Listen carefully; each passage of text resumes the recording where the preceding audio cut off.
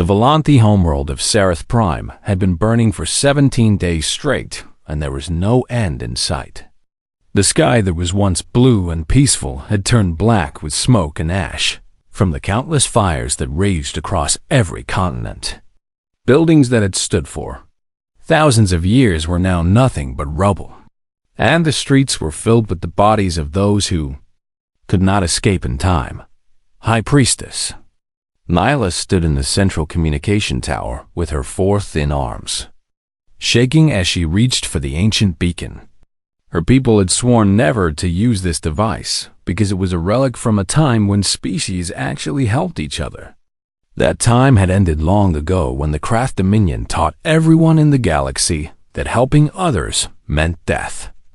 Anyone who interfered with Krath business was destroyed without mercy and without exception.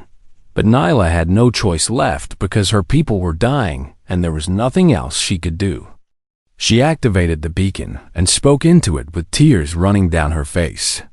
She said, "This is a plea to anyone who can hear us, and the Volanthi are facing extinction." She explained that the Krath had come for their world, and their shields had fallen and their warriors were all dead. She begged anyone in the void who had the strength to stand against the Dominion to please help them. The message shot out into space faster than light through channels that have been silent for hundreds of years. Across the galaxy, many species detected the signal, but none of them wanted to answer. The Marathi collective received it and immediately blocked the frequency because they were terrified the Krath would trace it back to them and destroy their worlds too. The Syndicate of Jellos heard it and laughed because they knew no one was stupid enough to challenge the Dominion. The hegemony of Tor received it and said nothing at all because they had a policy of never getting involved in anything. But there was one more species that heard the message too. On a small blue planet in a forgotten corner of the galaxy, a young man named Danny Burke sat up straight in his chair at the Deep Space Monitoring Station in New Mexico. His coffee had gone cold hours ago, and his shift was supposed to have ended at midnight, but he could not look away from his screen. The pattern he was seeing was unlike anything he had ever encountered in his 5 years of working at the facility. He called out to his supervisor and asked her to come look at this right away. A tired woman named Linda Marsh walked over to his station. She had been working at this facility for 30 years and had seen a lot of strange signals come through. But when she looked at this one, her face changed completely. Danny had never seen her look scared before, but she looked scared now. Linda told him to get her a secure line to Washington immediately, and Danny knew something big was happening. Within 6 hours, the message had been decoded by the best code breakers in the country. Within 12 hours, it had been translated into English by linguists who worked without sleep. Within 24 hours, it was sitting on the desk of President Carolyn Hayes in the Oval Office. She read it 3 times to make sure she understood what she was seeing.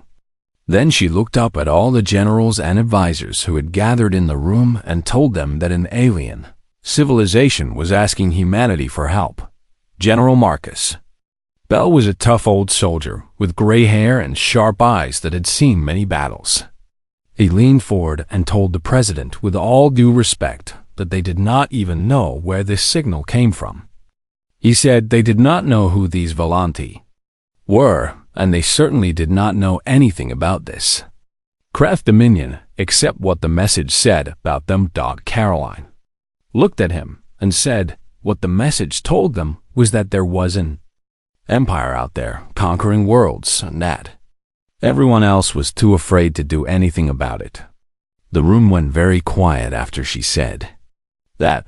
Admiral Patricia Cole spoke next, and she was the one who commanded the United Earth Space Fleet.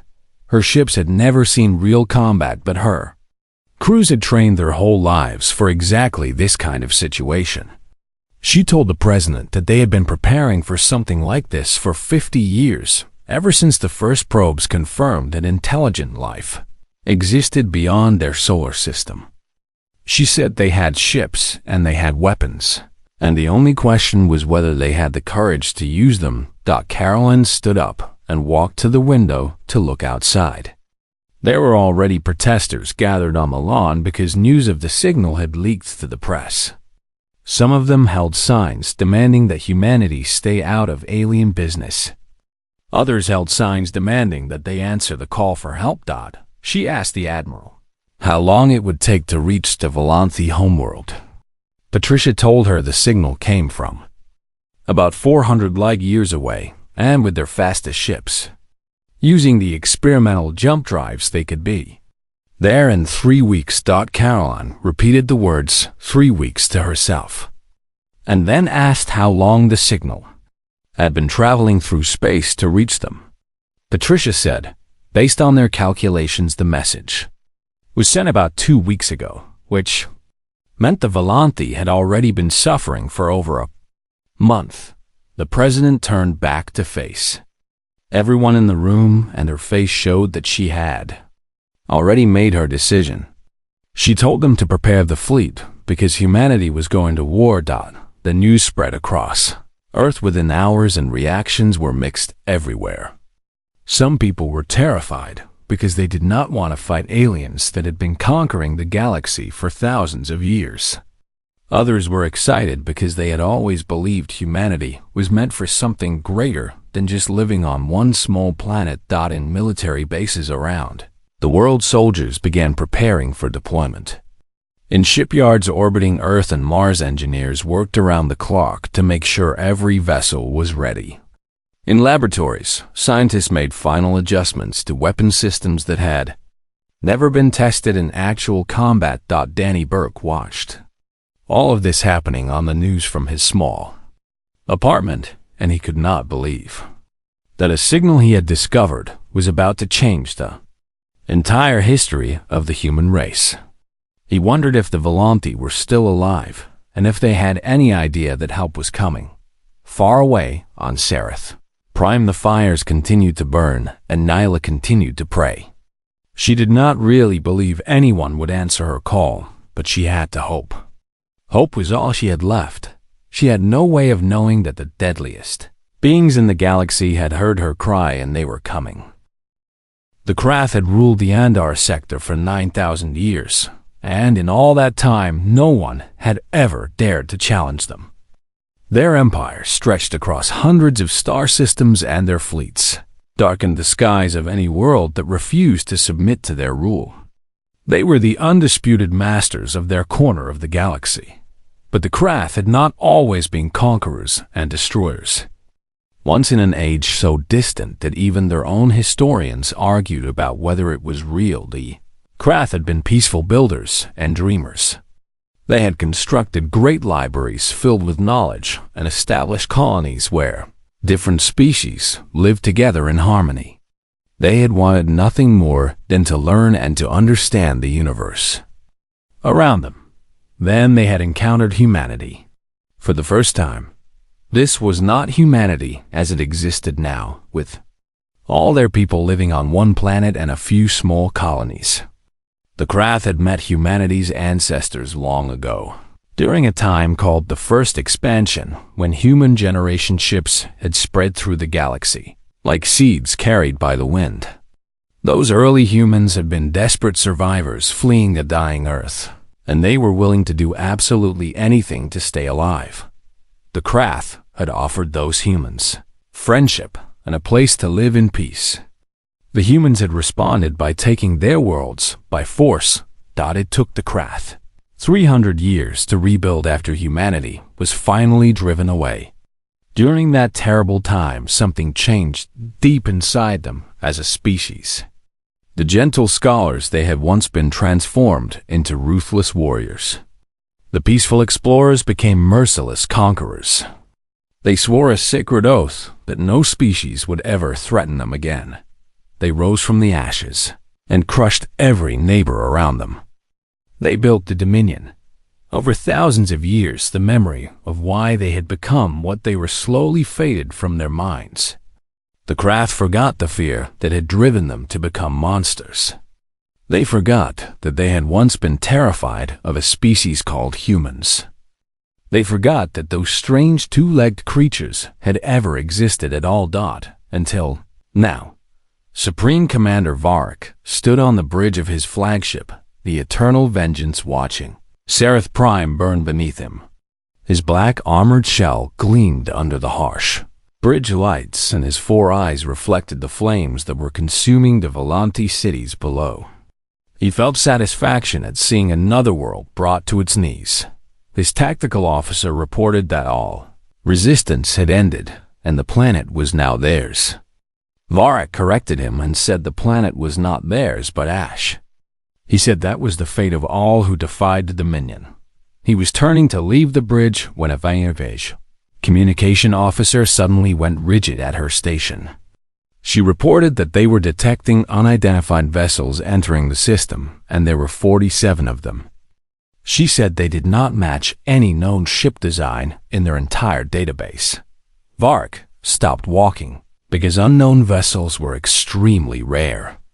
Unknown vessels in large numbers were completely unheard of in Dominion space. He ordered her to show him what she was seeing, and the main display screen came to life. The approaching fleet was unlike anything Varric had ever seen in his long career. The ships were angular and brutal, looking with what appeared to be thick armor plating covering their hulls, instead of the energy shields that every civilized species used. Their weapons were mounted on the outside of the ships, which seemed primitive, but somehow threatening. The communication officer said the unknown ships were broadcasting a message, and Varric told her to play it for everyone to hear. A voice filled the bridge after being translated into the Krath language by the computer. It was a female voice that sounded calm and controlled, but there was something hard underneath the words, like metal wrapped in silk. The voice identified itself as Admiral Patricia Cole of the United Earth Space Fleet. She said the Krath had committed acts of aggression against the civilian population and ordered them to withdraw from the system immediately. She said they must release any prisoners they had taken. She finished by saying failure to comply would be met with force, and they had 5 minutes to respond. The bridge went completely silent after the message ended. Then, Supreme Commander Varric began to laugh. It was a deep rumbling sound that echoed off the walls and made his officers look at each other with confusion. They were not sure if their commander had lost his mind. Varric said one word when he finally stopped laughing. He said humans. His officers did not understand what he meant, so he explained it to them. He told them they did not know the old histories, and they did not know what their ancestors had faced long ago. But he knew because he had studied the Forbidden's archives that most Krath were not allowed to read. He knew exactly what humanity once was. He walked toward the display screen and studied the primitive-looking ships with new interest. He told his crew that humans were monsters who came from a dying world. He said they were desperate and savage, and they fought without honor or mercy or fear. He said they took everything they wanted and destroyed whatever they could not take. He told them their ancestors had barely survived the first war with humanity. His tactical officer pointed out that the human ships appeared to be inferior to Krath technology. He said their weapons looked like simple projectiles and chemical propulsion systems. He said they could not possibly be a threat to the fleet. Varric replied that his officer was talking about technology, but he was talking about spirit. He said their ancestors had superior technology too, and it had not saved them from the humans. But then he straightened up and returned to his command chair. He said that was all very long ago, and perhaps the humans had grown soft over the millennia. He said maybe they had forgotten what they used to be, and there was only one way to find out. He opened a communication channel to the human fleet and addressed Admiral Cole directly. He introduced himself and told her that her species had been driven from this galaxy 9,000 years ago. He said they should have stayed gone. He offered them one chance to withdraw and promised them a quick death if they did. He said if they stayed, he would. Show them the fate that awaited all who defied the Dominion. The response came back immediately, and Admiral Cole simply said he had 4 minutes left. Marek smiled and showed his rows of sharp teeth. He ordered all ships to destroy the humans. The Krath fleet moved forward with confidence, born from 9,000 years of easy victories. They had crushed countless rebellions and conquered dozens of species. They had never lost a battle. They were about to learn that their winning streak had finally come to an end. The Battle of Sarath Prime would later be remembered by hundreds of species across the galaxy as the moment when everything in the universe changed forever. Admiral Patricia Cole stood on the bridge of her flagship the Liberty and watched the Krath fleet advancing toward her ships. All around her, the officers worked at their stations with smooth, practiced movements. None of them had ever been in real combat before. None of them had ever faced an alien enemy. But every single one of them had spent their entire lives training for exactly this moment. She gave the order for all ships to engage and told them to execute Battle Plan Alpha. Her voice was steady and calm. The human fleet split into 3 separate groups, and each one moved with perfect coordination like they had practiced 1,000 times in simulation. The Krath outnumbered them almost 2 to 1, and their ships were bigger, and their shields flickered with energy that human vessels could not match. But humanity had learned a very long time ago that wars were not won by having the biggest shields. The first attack came from the human cruisers, which fired kinetic impactors at nearly 1% of the speed of light. These were simply chunks of dense metal accelerated to incredible speeds. The Krath shields flickered and held against the impact, but the ships behind those shields shook violently from the transferred energy. A Krath tactical officer reported that their energy weapons were charged and ready. He fired. Beams of concentrated plasma shot across the empty space between the 2 fleets and struck the human vessels directly. The armored hulls glowed red and then orange as they absorbed the tremendous heat, but they held together. Admiral Cole demanded a damage report, and her damage control officer told her that hull integrity was still at 87%. He explained that the reactive armor was spreading out most of the energy from the plasma beams. He said they could take several more hits like that before they would be in real trouble. Cole nodded because everything was going according to plan. The Krath had relied on energy weapons for thousands of years because energy shields could stop most solid projectiles. But human engineers had taken a completely different approach to warfare. Instead of shields, they had developed armor that could absorb and spread out energy attacks. Instead of energy weapons, they had perfected kinetic projectiles that shields had trouble stopping. These 2 completely different ways of fighting were about to collide, and only one of them would survive. Cole gave the order to close distance and get into knife fighting range. She told all ships to prepare for what they called the storm. The human fleet surged forward and accelerated at rates that would have killed normal, unmodified humans instantly. But the crews of the United Earth Space Fleet were not normal anymore. They had genetic enhancements and cybernetic implants and special pressure suits designed to keep their blood flowing under extreme forces. They could maneuver in ways that should have been completely impossible. The Krath fleet tried to keep their distance because energy weapons worked better at longer range. But the human ships were faster and more agile. Within minutes, the 2 fleets were mixed together, with ships passing within just a few kilometers of each other. Then the storm began. Every single human ship started firing everything it had all at once. Kinetic impactors and missile swarms and railgun rounds, and even point defense weapons that were supposed to shoot down incoming missiles were now being used to attack enemy ships. The void between the 2 fleets filled with metal and fire and death. The Krath shields had been designed to stop focused energy attacks, not thousands of solid objects, hitting them from every direction at once. One by one, those shields began to fail. On the bridge of the Eternal Vengeance Supreme, Commander Varric watched his fleet being torn apart before his eyes. His tactical officer whispered that this was not possible. He said the human technology was primitive and there was no way they could be winning. Varric corrected him and said the human technology was not primitive, but different. He said the humans had never forgotten what they were at their core. They had never stopped being predators.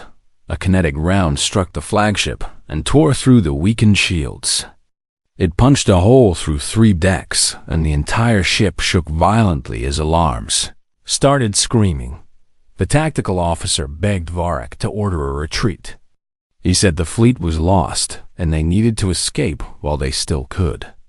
Varric stood motionless and watched as another Dominion vessel exploded on the display screen. He thought about the old histories and the Forbidden archives that told of humanity's terrible reign long ago. He had always believed his ancestors had exaggerated those stories. He understood now that he had been completely wrong. He finally gave the order for all ships to retreat to the threshold. The surviving craft vessels turned and fled and activated their faster-than-light drives and vanished into the void. Humanity let them go. On the surface of Sarath Prime, the Volanti survivors slowly emerged from their underground shelters. They looked up at the sky and saw human shuttles descending through the smoke. They had sent their desperate cry for help into the void, expecting nothing at all. Instead, monsters had answered their call. But these were monsters who had come to save them. High Priestess Nyla met Admiral Cole on the broken steps of the ruined temple. Only a few thousand Volanti had survived the Krath attack, and they gathered around to watch this meeting between their leader and the alien who had saved them. Nyla said she could not believe they had actually come. She said they never thought anyone would answer. Admiral Cole looked out at all the destruction around them. She looked at the burning cities and the bodies in the streets, and her face was hard to read. She simply said they had heard the call, and that was enough. Nyla warned her that the Krath would return because they never accepted defeat. She said they would bring more ships and more warriors, and they would not stop until humanity was completely destroyed. Cole turned to face the alien priestess directly. Behind her, the human soldiers were already setting up medical stations and handing out food and water to the survivors. Cole told her to let the Krath come. She said humanity had been waiting a long time for this. Nyla studied the human admiral and tried to understand what she was seeing. She asked why they had come, because they did not know the Volanti, and they owed them nothing. She wanted to know why they would risk their own people for complete strangers. Cole was quiet for a long moment before she answered. She said that 9,000 years ago, their ancestors had fled a dying Earth, and they were desperate and afraid. She said they did terrible things to survive, and they hurt a lot of people, including the Krath. She said eventually they were driven back and scattered across the stars, and most of them died. She said the few who made it back to Earth spent thousands of years rebuilding and trying to forget what they had been. She paused and looked up at the alien sky. She said they never forgot what they were capable of. They just decided to become something different and something better. But she said being better did not mean being weak. She said it meant being strong enough to protect the people who could not protect themselves. Nyla bowed her head in respect and said the galaxy should tremble. She said the deadliest beings in the universe had found their purpose. The news of the defeat at Sarath Prime spread through the Krath Dominion like a disease that could not be stopped. For 9,000 years, the Dominion had known only victory after victory. Their fleets had crushed every rebellion. They had conquered entire empires. They had burned any world that dared to resist their rule. The very idea of losing a battle had become something foreign to them, like a word from a dead language that no one remembered how to speak. Now that ancient word had returned. In the great Council chamber on the Krath homeworld, the seven lords of the Dominion gathered together for the first time in 300 years. Each lord ruled an entire sector of the empire and commanded billions of soldiers and thousands of warships. When they worked together, they had enough power to destroy stars themselves. Supreme Commander Varak knelt before them on the cold stone floor. His armored shell still showed scars from the battle. Lord Vessen was the eldest of the seven, and his voice sounded like stones grinding together when he spoke. He told Varak to rise and tell them about these humans. Varak stood and faced the council directly. He said the humans were exactly what the old histories described them to be, and maybe even worse. He said their ships were crude but very effective. He said their weapons went right through Krath shields. He said their soldiers fought without any fear of death. Lord Kira was the youngest member of the council, and she had only been appointed 20 years ago. She said that was impossible because no species fought without fear. She said fear was what kept living creatures alive. Varak told her with all respect that he had studied human tactics very carefully. He said they did not retreat when they were wounded. They did not surrender when they were outnumbered. They advanced until they won or until they were dead. He said there was no middle ground with them. The council fell silent after hearing this. Lord Vessen leaned forward on his throne and said the old archives spoke of a time when their ancestors faced these humans. He said those archives spoke of horror and tremendous loss. He admitted that he had always believed those accounts were exaggerated stories told to frighten children. Varak told him they were not exaggerated at all. He said, if anything, they did not tell the full truth of how terrible humanity could be. Lord Kira demanded to know how the humans were defeated before, if they were so dangerous. Lord Vessen answered that question himself. He said the humans defeated themselves. He explained that their homeworld had been dying and their generation ships were failing. He said they were scattered and disorganized and fighting each other. As much as they fought the Krath, he said their ancestors did not actually conquer humanity, but simply outlasted them. Another lord spoke up and said that now the humans had returned unified and organized with a homeworld that was no longer dying. Varak added that they had ships that could match the Krath fleet, and they had something else the Dominion had forgotten how to feel. Lord Vessen asked what that something was. Varak said it was purpose. He explained that the humans did not come to Sarath Prime for territory or resources. They came because someone asked them for help. They risked everything for complete strangers. He said he had never seen anything like it in all his years of service. The council members looked at each other with uncertainty. Lord Kira declared that this emotional behavior was actually a weakness. She said the humans would sacrifice themselves for others, and the Dominion could use that against them. Lord Vessen disagreed and said it might actually be their greatest strength. He said a species that would fight for others would fight harder than a species that only fought for itself. He said history had proven this many times. Lord Kira asked angrily what he was proposing. She demanded to know if he wanted them to bow to these primitives and surrender their empire. Lord Vessen replied coldly that he proposed nothing of the kind. He said he proposed that they do what the Dominion had always done and crush the enemy completely. But he said they should not underestimate the humans this time. He said they needed to bring everything they had.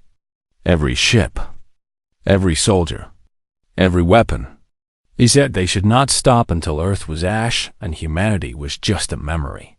He rose from his throne, and his massive form cast a shadow over the entire chamber. He commanded them to summon all the fleets. He said the Great Armada would sail again. He said this time there would be no survivors. The order went out across the entire Dominion. Ships that had not moved in centuries powered up their engines. Warriors who had never known true battle put on their armor. Weapons that had been forbidden since the ancient wars were taken out of their vaults. The Krath were afraid, and when the Krath were afraid, they destroyed everything. Meanwhile, on Earth, humanity was preparing for what they knew was coming. The United Earth. Government declared a state of emergency across the entire planet. Factories that had been making consumer products were converted to military production. Scientists who had been studying theories were now building new weapons. Citizens who had never held anything more dangerous than a kitchen knife were learning how to fight. President Carolyn Hayes addressed the entire world from the steps of the rebuilt United Nations building. She said that for centuries, humanity had wondered if they were alone in the universe. She said now they knew the answer. They were not alone, and the universe was not a peaceful place. She paused and looked out at the millions of people watching her across the planet. She said there were beings out there among the stars who believed that strength was all that mattered. They conquered and destroyed and ruled through fear. They looked at species like the Volanthi and saw only weakness to be used. Her voice grew harder. She said these beings looked at humanity the same way. They thought humans were soft and weak. They thought that because humans chose peace, they had forgotten how to make war. She leaned forward with fire in her eyes. She said they were wrong. She said humanity remembered. She said they had always remembered. And she promised they would remind the Krath why human ancestors were once the most feared species in the entire galaxy. Across the world, people cheered, but it was not a happy sound. It was something older and darker. It was the sound of predators who were about to hunt. The Great Armada was gathering, and so was humanity. The two deadliest forces the galaxy had ever known were about to collide, and only one of them would survive. The Great Armada of the Krath Dominion was the largest fleet ever assembled in the entire history of the galaxy. 12,000 warships filled the void. 300 million soldiers waited for battle. Weapons capable of cracking planets and boiling oceans were armed and ready. It had taken 6 months to gather this force, and the Dominion had stripped every sector of its defenses to make it possible. Lord Vesson commanded everything from his flagship, the Absolute Dominion, which was a vessel so enormous that it had its own gravity. His officers worked around him with nervous energy because none of them had ever seen the full power of the Empire gathered in one place. None of them had ever imagined it would be necessary. Vesson announced to his assembled commanders that the human homeworld was called Earth, and it was a small planet in an unremarkable star system. He promised that by tomorrow it would no longer exist. The fleet entered faster than light travel and raced toward the Sol system. They expected to find a small defensive fleet of maybe a few hundred ships at most. They expected a quick battle and an easy victory. They did not expect what they found when the Great Armada emerged from faster than light travel at the edge of the Sol system. They were greeted by a wall of metal that stretched across the stars. Humanity had not been sitting idle during those 6 months. Every shipyard had worked around the clock without rest. Every ally they had made and every species the Krath had once terrorized had contributed whatever they could. The Volanthi had given them their shield technology. The Marathi had shared their advanced sensors. Even the Syndicate of Jellos had sent ships because they calculated that humanity was their best chance of surviving the Dominion. The combined fleet numbered 8,000 vessels. They were still outnumbered and still outgunned in many ways. But they were not alone. Admiral Cole's voice echoed across every frequency in the system. She said, "Attention, Krath Armada," and told them they had entered sovereign human space. She said they would not receive any warning. She said they would not be offered surrender. She told them they had come here to commit genocide, and humanity was here to stop them. Lord Vesson stared at the display showing the combined fleet forming a defensive line between his armada and Earth. He said they could not possibly hope to win, but his voice sounded hollow. Supreme Commander Varric was standing nearby because he had requested permission to accompany the Armada. He wanted to see the end of this war whichever way it went. He told Lord Vesson that the humans did not need to win. He said they only needed to make the Krath bleed. And he promised that they would definitely make them bleed. The battle began. Human kinetic weapons slammed into Krath energy shields. Krath plasma beams burned against human reactive armor. Ships died by the hundreds on both sides, and their wreckage filled the space between Earth and the attackers. But humanity had learned many things in the months since Serath Prime. They had learned to fight together with other species. Human tactics combined with Volanti shields and Marathi targeting systems and weapon technologies shared by a dozen different species. More importantly, humanity had remembered something about themselves. Something ancient and terrible. They did not surrender. They did not retreat. They fought for every single piece of space, and every ship they lost was answered by destroying 3 enemy vessels. When their ships were crippled, they rammed into enemy vessels. When their weapons were empty, they boarded enemy ships and fought hand to hand. When they had absolutely nothing left, they self-destructed their ships and took as many enemies with them as they could. On the bridge of the absolute dominion, Lord Vesson watched his fleet being destroyed. He whispered that this was not possible. He said they had a advantage, including numbers and technology and experience. Varric told him they had everything except will. He explained that Krath soldiers fought because they were ordered to fight. He said human soldiers fought because they believed they were protecting something worth protecting. He said the difference could not be overcome with ships and weapons alone. Vesson turned on him with fury in his eyes and accused him of admiring the humans. Varric admitted that he did admire them. He said they were what the Krath were supposed to become. He said they were strong enough to conquer, but wise enough not to. He said they could have built an empire on the ashes of their enemies, but instead they built alliances. He said they came to Serath Prime not as conquerors, but as liberators. And now when the Dominion threatened their home, the entire galaxy stood with them. He pointed at the display where more ships were arriving every hour. Word of the battle had spread, and species from across the sector were coming to join the fight. Some brought warships. Some brought medical vessels. Some brought nothing but themselves and the willingness to help. Varric said this was what the Dominion was supposed to be.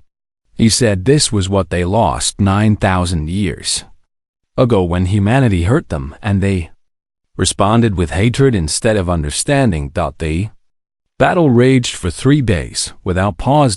In the end, the Great Armada was completely broken. Fewer than 2,000 Krath ships escaped and fled back to their sectors to report the impossible news. Lord Vesson was among the dead because his flagship was destroyed by a coordinated strike from human and Volanti and Marathi vessels working together in perfect harmony.